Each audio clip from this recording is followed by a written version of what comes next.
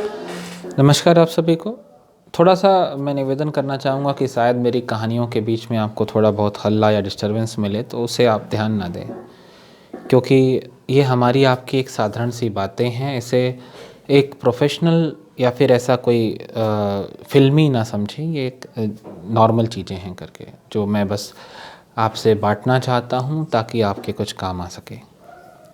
तो आज की कहानी के इस पहले एपिसोड में मैं जिस कहानी को आपके सामने लेके आया हूँ, ये मेरी लिखी हुई कहानी नहीं है। आप ये कह सकते हैं कि मेरी खोजी हुई कहानी हो सकती है। इस कहानी में एक पात्र है, उसका नाम है गुणाकर। याद रखिएगा, एक पात्र है, उसका नाम गुणाकर है। वो थोड़ा-सा बिगड़ा हुआ इंसान है। समृद्ध परिवार में जब संपन्नता होती है, पैसे होते हैं और स्वतंत्रता होती है, तो अक्सर बच्चे बिगड़ जाते हैं। तो उज्जैनी के पास एक छोटा-सा गाँव, वहाँ पर एक परिवार और उस परिवार का एक लड़का जिसका नाम है गुणाकर। तो आज मैं आपको गुणाकर की कहानी सुनाना चाहता हूँ। गुणाकर बहुत बिगड़ा हुआ लड़का था, उसको अपने परिवार के पैसे को बहुत खर्च करना अच्छा लगता था। ऐसे करते-करते उसने अपने परिवार की पूरी संपत्ति खर्च करके ख़त्म कर दी। कई बार उसके परिवार वालों ने उसे समझाया, लेकिन जब उसे समझ में नहीं आया तो धीरे-धीरे परिवार कटने लगा और फिर सभी ने उसके साथ छोड़ दिया और इस तरह से गुणाकर अकेला हो गया। फिर वो जो परिवार में रहता था, उस घर-बार को छोड़कर वो भटकने लगा। घूमते-फिरते एक दिन वो एक ऋषि के यहाँ गया। ऋषि ने उसे भूखा देखा तो उसे उसने प्रसाद दिया। ऋषि ने गुणाकर को प्रसाद दिया कि गुणाकर लो, तुम भूखे हो, खा लो। लेकिन चूँकि वो एक बहुत ही विकृत मानसिकता का या फिर बुरी संगत का जो उस पे असर था, वो जल्दी किसी पे विश्वास नहीं करता था। तो उसने ऋषि के दिए हुए उस भोजन को स्वीकार नहीं किया। उसे लगा कि पता नहीं ऋषि ने क्या मिला दिया होगा, मैं क्यों खाऊं। तो इस तरह से वो हर जगह असंतुष्ट रहता था। फिर भी जब ऋषि को नहीं मनाया तो ऋषि ने उसे संतुष्ट करने के लिए एक यक्षिणी को प्रकट किया। जैसे ही वो गुणाकर उस यक्षिणी से मिला तो उसे उससे प्रेम हो गया, उससे लगाव हो गया और यक्षिणी थोड़ा देर उसके साथ रही और उसके बाद चली गई। जब गुणाकर यक्षिणी को देखा और उसे अपने आसपास नहीं पाया तो वो परेशान होकर ऋषि से बोला कि मुझे वो यक्षिणी चाहिए, कोई उपाय बताइए। बहुत विनती करने के बाद जब ऋषि ने गुणाकर को देखा कि वो परेशान हो रहा है तो ऋषि ने गुणाकर को एक मंत्र दिया। ये कहानी बहुत महत्वपूर्ण है, इसे आप हल्के में मत लीजिएगा। इसके अंतर तक पहुँचेंगे तो आपको समझ में आएगा मैं क्या बोलना चाह रहा हूँ। कि जब ऋषि ने उसे एक मंत्र दिया तो बोला कि ठीक है, इस मंत्र का जाप करो और वो यक्षिणी तुम्हें मिल जाएगी। गुणाकर ने पूछा कैसे करूं, तो उन्होंने बोला थोड़ा कठिन होना चाहिए। तो उसने उसे कहा कि एक काम करो, तुम पानी में एक पैर में खड़े हो जाओ और इस मंत्र का जाप करो और हो सकता हो आपकी जो तपस्या है वो सफल हो जाए, तो ये यक्षिणी आपको मिल जाए। गुणाकर ने वैसे ही किया, लेकिन यक्षिणी उससे नहीं मिली। जब मंत्रों का लगातार जाप करने के बाद, तप करने के बाद यक्षिणी नहीं मिली तो गुणाकर वहाँ से चला गया। फिर उसके बाद जब वो निराश होकर चला गया तो उसके बाद वो किसी और जगह पहुंचा जहाँ पे वैरागी साधु लोग रहते थे। वो वहाँ बैठा, उसने बहुत देर सोचा। फिर उसे ऐसा लगा कि यहाँ पर जिस तरीके से ये साधु लोग तपस्या करते हैं, अगर इस तरीके से मैं कोशिश करूँ तो हो सकता हो कि मैं सफल हो जाऊँ।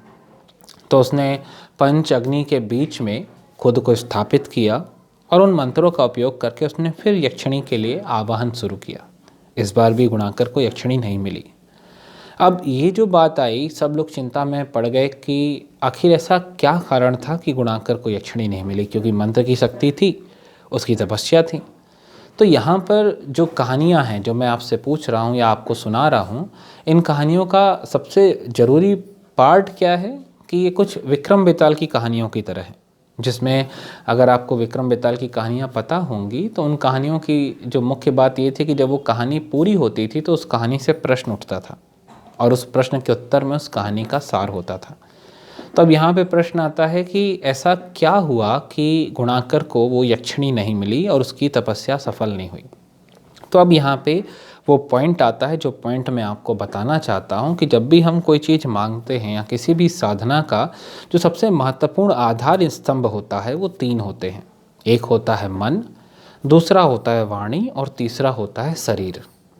जब हम वाणी और शरीर के साथ कोई चीज़ करते हैं, जैसे आप मंत्र बोल रहे हैं और शरीर उस कष्ट को सहते हुए उस पूजा में, उस साधना में आपकी सहायता कर रहा है, तो इसका जो रेशियो होता है वो 20-80 का होता है कि 20% आपको इसी जन्म में मिलता है और 80% आपको परलोक में जाके या फिर दूसरे जन्म में मिलता है। जब हम कैसे कर रहे हैं, हम वाणी से और शरीर के संयोग से कोई साधना कर रहे हैं, जैसे हमें कुछ चाहिए, कोई चीज़ के लिए हम तपस्या कर रहे हैं या भगवान से मांग रहे हैं, तो हम क्या क्या कर रहे हैं, हम वाणी से मंत्र बोल रहे हैं और शरीर से हम तपस्या कर रहे हैं।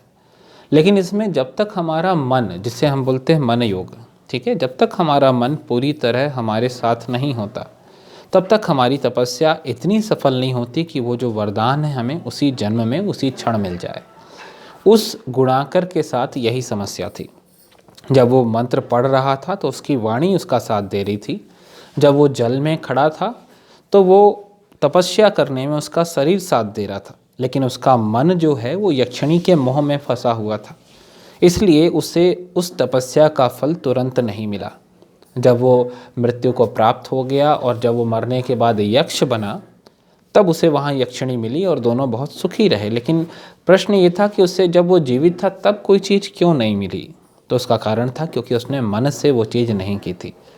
तो इस कहानी का सार ये है कि हम छोटी से छोटी चीज़ करें, हम पढ़ें, हम खेलें, हम तपस्या करें, या हम किसी भी मंदिर में भगवान से कुछ मांगें, और अगर हम 10 मिनट भी पूजा कर रहे हैं तो सबसे ज़्यादा ज़रूरी है कि आप मन, वाणी और शरीर, इन तीनों के संयोग के साथ पूजा करिए।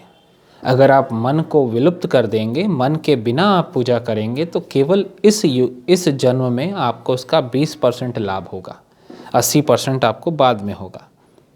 और अगर आप मन के साथ करेंगे, मन, वाणी और शरीर के साथ करेंगे, तो आपको वो चीज़ जो भी आप मांग रहे हैं वो उसी जन्म में बहुत जल्दी मिल जाएगी। तो ये एक छोटा सा प्रयास मेरा। इसके साथ साथ और भी बहुत सारी कहानियाँ हैं जो मुझे आपको सुनानी हैं। अगर आपको ये अच्छा लग रहा है और अगर आप चाहते हैं कि मैं और कहानियाँ सुनाऊं, तो मुझे कमेंट में लिखकर मुझे ज़रूर कहें। और आप सभी का समय देने के लिए और मेरी कहानियों को सुनने के लिए बहुत बहुत शुक्रिया। मुस्कुराते रहिए, फिर मिलेंगे। धन्यवाद।